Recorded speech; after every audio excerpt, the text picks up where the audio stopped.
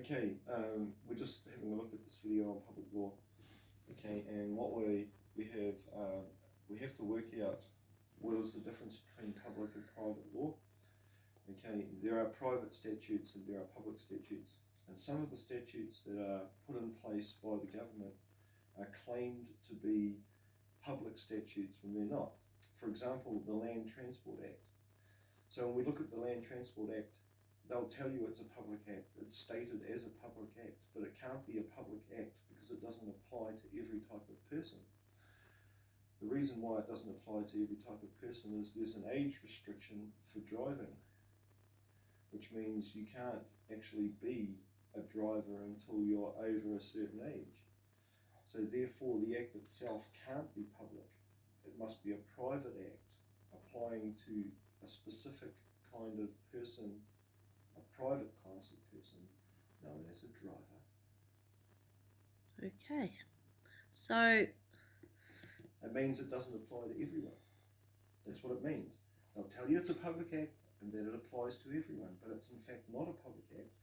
All of the regulations within it contain the word may. They are not must. A person may apply for a license. A person may register their car. May is not a must. Yeah, it's not. You don't have to do it. Okay, and can you just explain, since we're on the topic of driving, we had some boys come in today and they wanted driver's licenses. Okay. But we didn't create driver's licenses for them. No, because we can't. We can't create a license for something that is not really lawful as such anyway. Mm-hmm. So, you know, like you have a lawful right to travel. Yeah, so what we did instead was we created a traveller's permit under the law. But on every card, whether it's a Wakamiya card, a hunting and fishing card, or a Kaitiaki o Te Tangata herbal medicine card, all of the cards are actually travel cards because of the flag.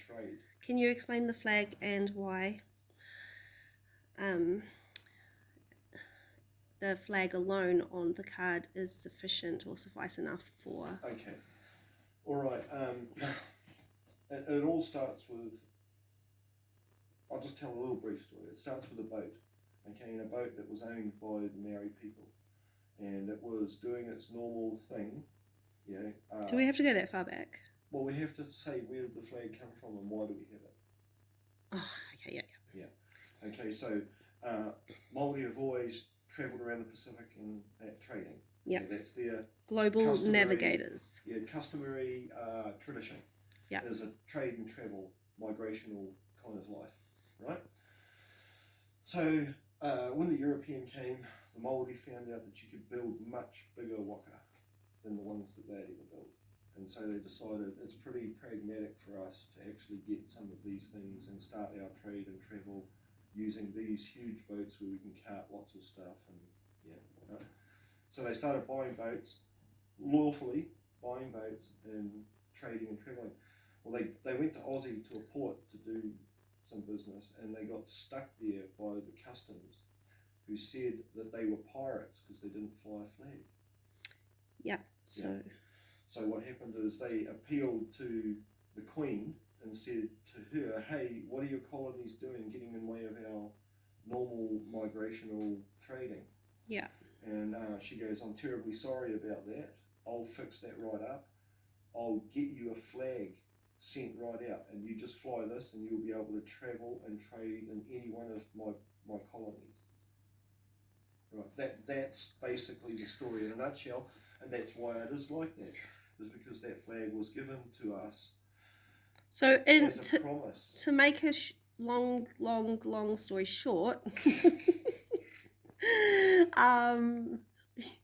you can travel with your cards. Yeah. On that flag. Yeah, that's right. Important to trade on that flag. Okay, thank you, Peter.